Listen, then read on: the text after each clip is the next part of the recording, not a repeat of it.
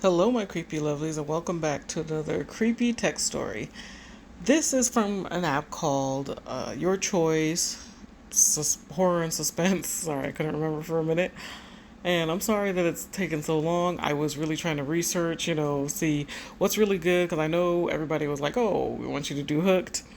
As I explained, Hooked is not as good as it seems like, and it would be honestly a waste of money and a waste of time. And so, yeah, I'm not going to be doing hooks. But I found this one. This one seems pretty good. It had good reviews. But the weird thing is, it looks like it's just three stories. As you saw, it was the zombie one, detective's choice, and witch choice. So, I don't know. I don't know what that's about. But I don't know. Might be fun. So let's go ahead and try Zombie High. It says you play Jane Valentine, a high school freshman with two goals: find love and kick as much zombie butt as possible. This is a long series that starts off fun and a little campy, but gets darker and twisted later. Okay, so you guys will have some long videos. So this will obviously be cut up into a little lot, into I don't know how many videos, but it'll be cut up. So I really hope you guys are gonna enjoy it. I hope I'm gonna enjoy it because we're starting it together. So let's begin, shall we?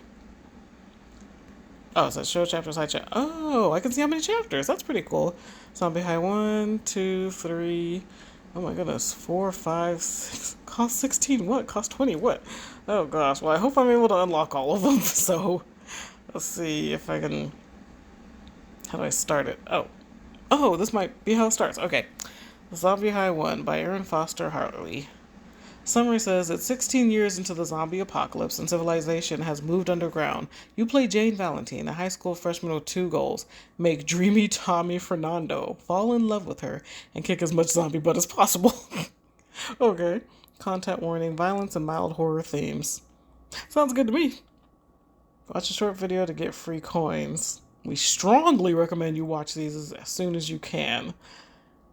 Okay, but hold on. I'll pause you guys so you don't have to deal with this. Yeah, because I watched the video 30 seconds and gave me 2 coins.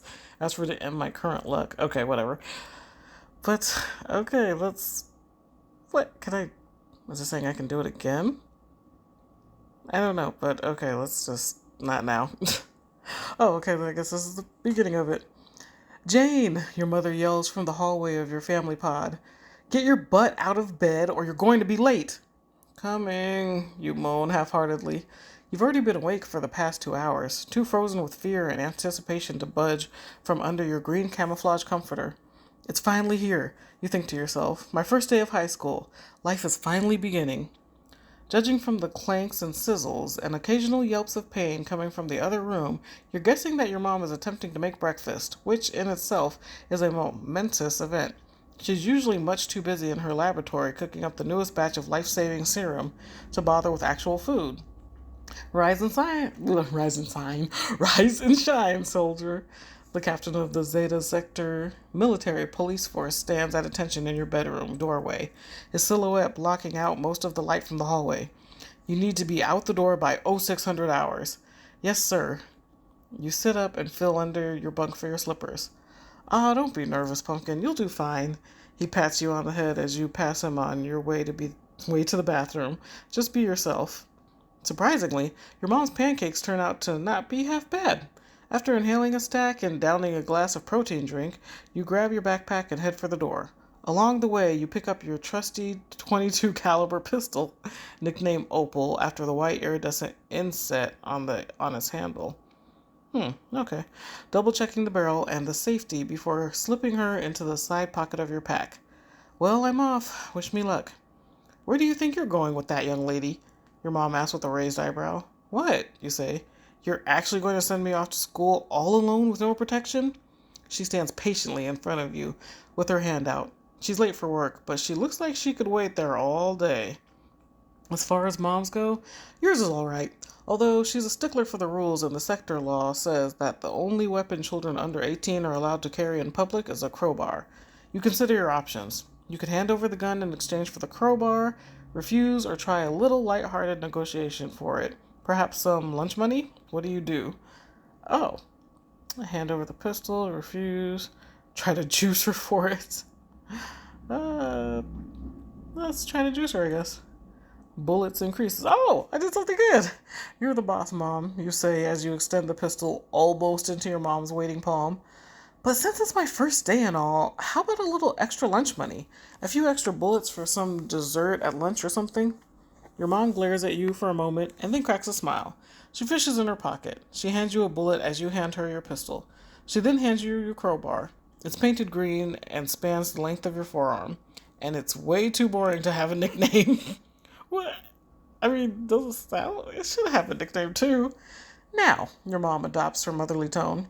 I know school can be cliquey, but don't limit yourself to one group of friends. You're pretty, you're smart, and you're athletic. So it's not fair to restrict yourself to a single label.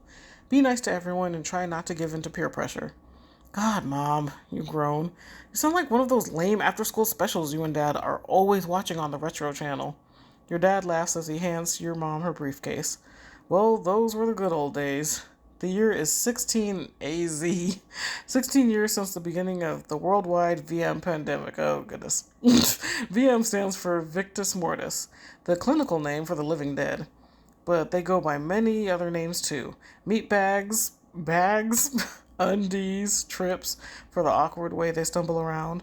Fectos, the low level infected who still have a chance of recovery. 20s, the worst of the worst, level 20 infection. And sprayers, for the big green mess that 20s brains make on walls when you shoot them. Oh, that's gross.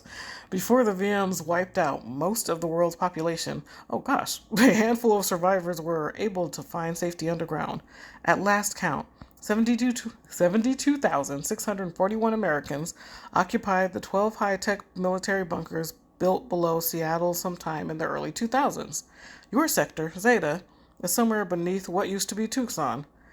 The government had plans to expand farther underneath the entire country to create a safe haven in the event of a major terrorist event, such as nuclear fallout or bioterrorism. But no one ever expected that these plans would be interrupted by something straight out of an old zombie movie. Your mother was 6 months pregnant with you when she and your father entered Zeta Sector.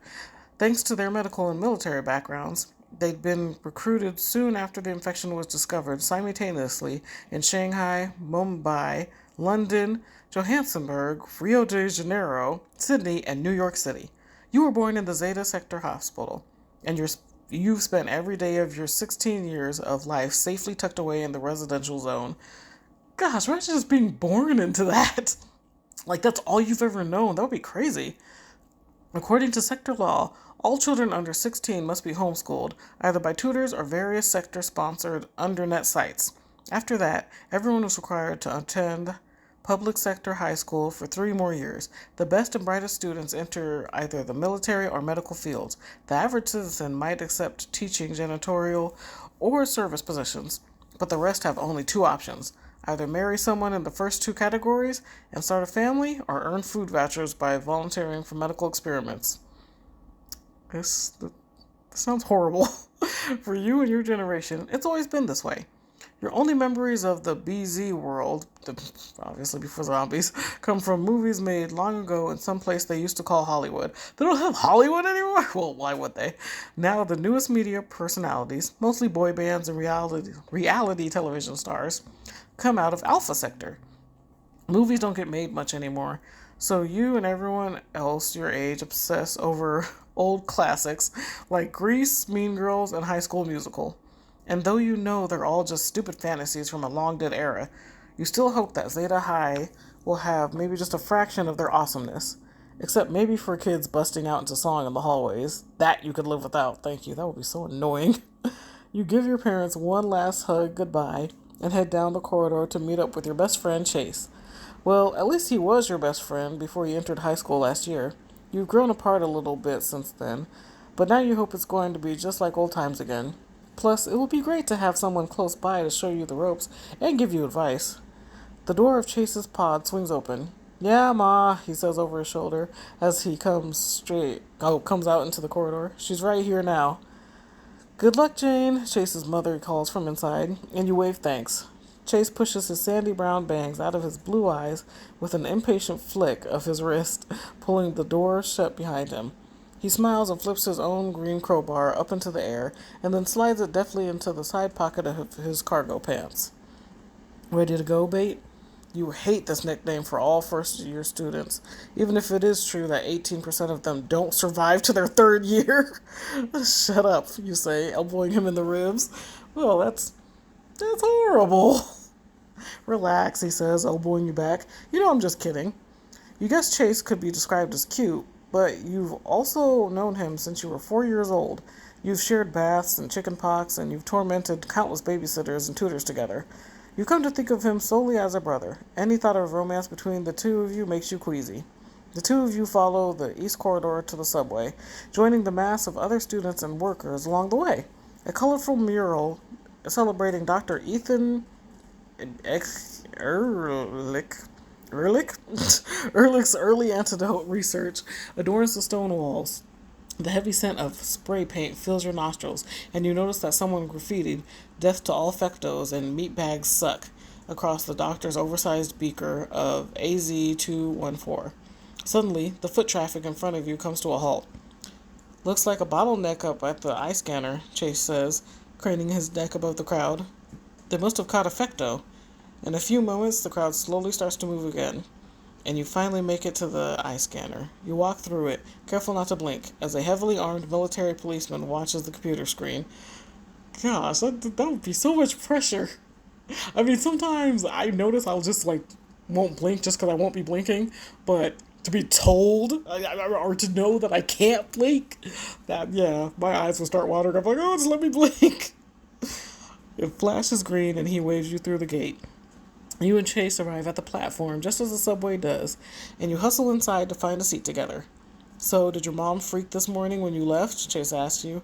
Nah, she was fine. She just gave me some cliche advice about avoiding peer pressure and cliques. Well, she's right about that. Ugh, you groan. You too? You can't be serious. I am, he says, scanning the car. The car? The car anxiously before settling it back in his seat. The Zeta High School the Zeta High social scene is brutal. It's best to avoid it altogether. What do you mean? Have you not listened to a word I've said this past year? Asked Chase. You shrug and Chase sighs. Okay, he continues. Listen up. First you have the baggers. They're all meatheads and steroid cases if you ask me. All they care about is killing meat bags. Oh, makes sense, baggers. Sounds kind of fun, you say. More like a 24/7 testosterone fest. When they're not bragging about their kills, they're obsessing about their next workout or the newest energy drink. So boring. Most bagger guys date royalty. The cheerleaders, well, of course cheerleaders still exist, and all of the other spoiled pretty princesses. Future trophy wives, I like to call them. Next you have the Ehrlichs. I'm pretty sure that's what it is. Ehrlichs. These are the smart kids, obviously, and they are also totally lame. All they do all day is study and brown-nose the teachers for extra bullets, which they immediately hand over to the baggers who protect their scrawny butts. That's pretty nice of them, you say, relieved that you won't be witnessing any Revenge of the Nerd-style bullying for being smart. Whatever, they're still major wads, but none of them are as bad as the Kid A. Who's that? Every year's got one, Chase says, raising his voice to a mocking pitch.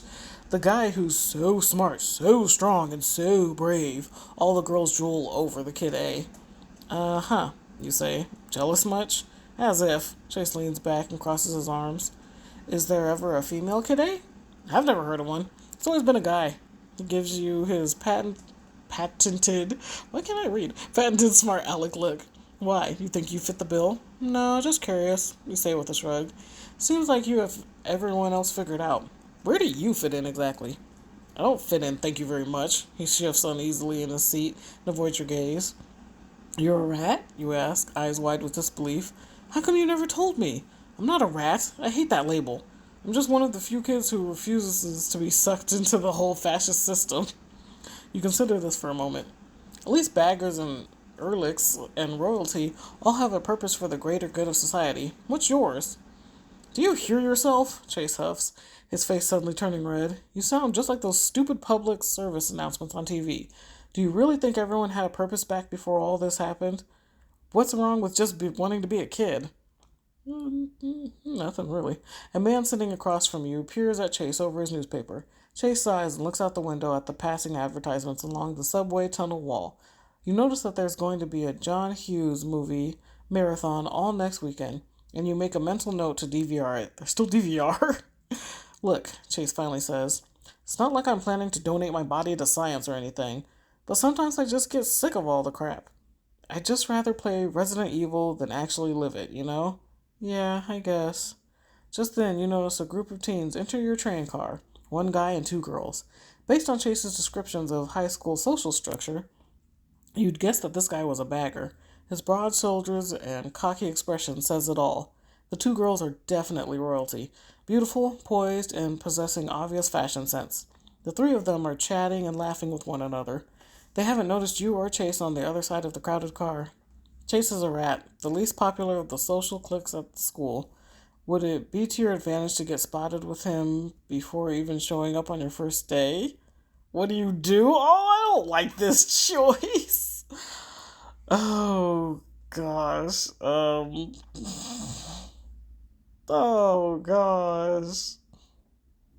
I'm scared, guys. If I pick the wrong thing, I'll be a complete douche. I don't. Okay, I'll keep talking to him normally. Achievement unlocked. Best friends forever. Oh, you loves them the mostest. Okay, that was good. I did good, thank goodness. Chase is your childhood friend. You admonish yourself for even thinking of selling him out. Besides, the gaggle of populars appear to be too engrossed in each other to notice you. Isn't that the way it usually goes? The two of you continue talking about what to expect for the day ahead. Oh, and you can keep choosing to watch videos. These coins are probably helpful, so might as well. Okay, so I gotta watch at least 3 videos, but whatever. A tone dings twice over the speaker system, signaling the next stop. Chase reaches for his backpack. Just remember one thing. The less you call attention to yourself at this school, the easier it'll be. Trust me. You follow Chase out of the subway car and join a few dozen other kids walking towards a set of heavy gray doors. Above them hangs a plaque which reads, Zeta High School, established 2AZ. You enter a wide hallway lined with lockers, passing small clusters of squealing girls, guys horsing around with their buddies, and silent kids with their noses already buried in thick medical volumes. You follow Chase around the corner, eventually approaching 3 kids who all greet him with smiles or slaps on the back. Guys, meet Jane, Chase says. You smile as Nick Tatum and Caroline introduce themselves. Howdy, Tatum chirps. Her strawberry... Oh, for some reason I was thinking Tatum was a guy. But, oh, you spell as Nick Tatum and... Okay, sorry guys, I'm not reading right.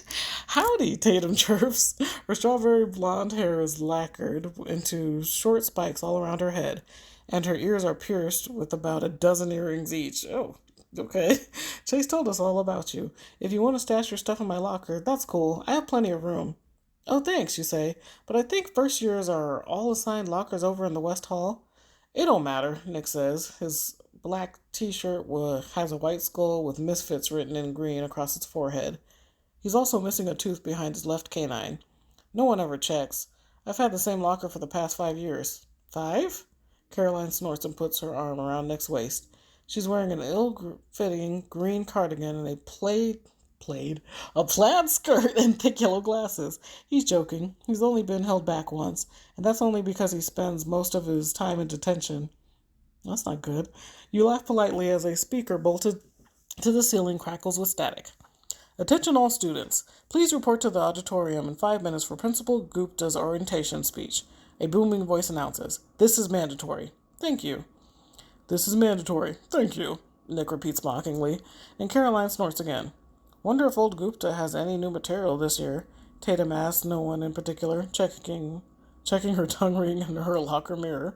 Doubt it, Nick scoffs. He reaches over to put Caroline in a playful headlock. Hey! She wiggles away and hip checks Tatum.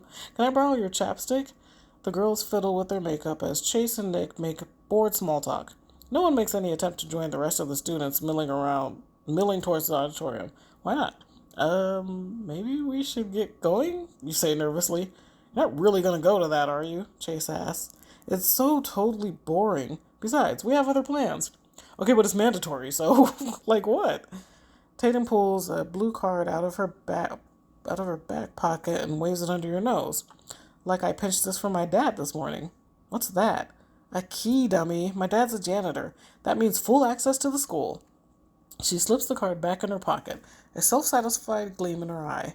And rumor has it there's a cage full of trips somewhere in the south corridor, like total 20s. Arg! Nick lunges at Caroline's neck and she dissolves into giggles before locking lips with him in a sloppy exchange of spit. Okay, you didn't need to say all that. Isn't that dangerous, you ask? I don't want to get infected. I hear getting the antidote shot totally sucks, and it doesn't even work most of the time.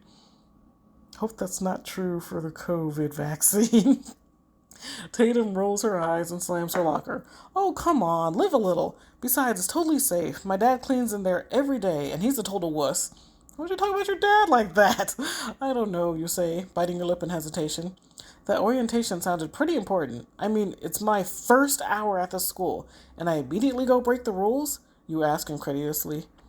As Mom says, don't break the rules until you know the game. You think to yourself, although you're careful not to declare your mommy advice out loud. What do you do? Oh, gosh. Okay. Go exploring. Of course, could be fun, but then going to orientation. Let's go to orientation. You know what? I think I'm going to stay behind and go to this thing, you say. I'll catch up with you guys at lunch. Oh, come on, Tatum says, slinging her bag over her shoulder. Don't be a lamezilla. Chase stands up a little straighter next to you, his big brother instinct kicking in. Hey, I'll go with you, Jane. Really? Tatum is scowling now. You said yourself it's a waste of time, Chase. Yeah, well, I changed my mind. Besides, I really don't need to start the year off with another detention. You guys go on. Nick shrugs and throws his arm around Caroline. Whatever, man. See you at lunch. Caroline gives you a little wave, and the three of them take off down the hallway. Whoa, Tatum's kind of intense, huh? You ask when she's out of earshot. I guess. Chase shoves his hands in his pockets, which usually means he's pouting about something. What's wrong? Nothing. Let's go. Most of Zeta High's 300 students have already packed into the school auditorium, but you and Chase manage to find seats together in the back. A short Indian man stands at a podium in the middle of the stage and taps on the microphone.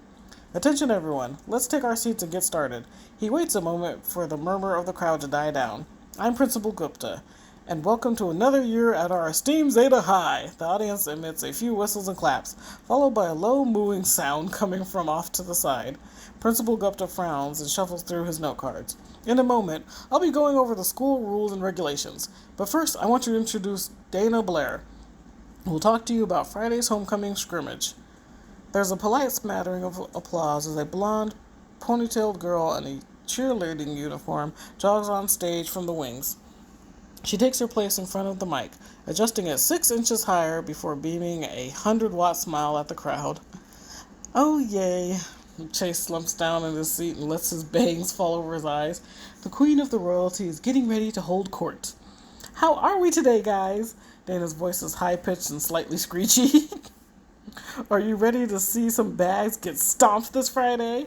She claps as the crowd erupts into whoops and whistles. This year we've got Biff Marchetti. Biff Marchetti as captain, so it's sure to be a bloodbath. Oh, Biff, where are you? Dana shades her eyes from the spotlight and peers into the crowd. A large kid with not much of a neck stands up and flexes his thick leather-jacketed biceps. As the crowd continues to cheer. As you probably already know, this specialty weapon is the double chainsaw. Why would I know that? So doors open at 6. And don't forget to bring... Oh, I'm sorry. Okay, she's saying that. So doors open at 6. And don't forget to bring a canned good for the food drive. Go fire ants! Woo! The fire ants. When travel between sectors became too risky for anyone other than military or medical personnel, around 4 AZ or so, that pretty much put an end to traditional high school football. Since then, arena bagging, sort of a mix between ancient Roman gladiators and a comical, exaggerated military combat zone, has become the new American pastime. And the homecoming scrimmage is the biggest arena bagging event of the year. You've never actually seen a game in person, but you imagine it must be pretty amazing. Dana claps and kicks one tan leg into the air as 9 more cheerleaders gather behind her on the stage, along with the official Zeta High Fire Ant mascot, Sparky. But poor Sparky looks more like a top-heavy brown snowman than anything resembling an ant. He points a large red styrofoam flame at the crowd and half-heartedly shakes his round bottom section as the cheerleaders begin kicking and flipping and jazz handing their way through Jerry Lee Lewis's Great Balls of Fire in cheesy unison. Wow, it really is like High School Musical, he whispered to Chase, except this is way more embarrassing to watch. Oh my god, he says, mouth hanging open in disbelief.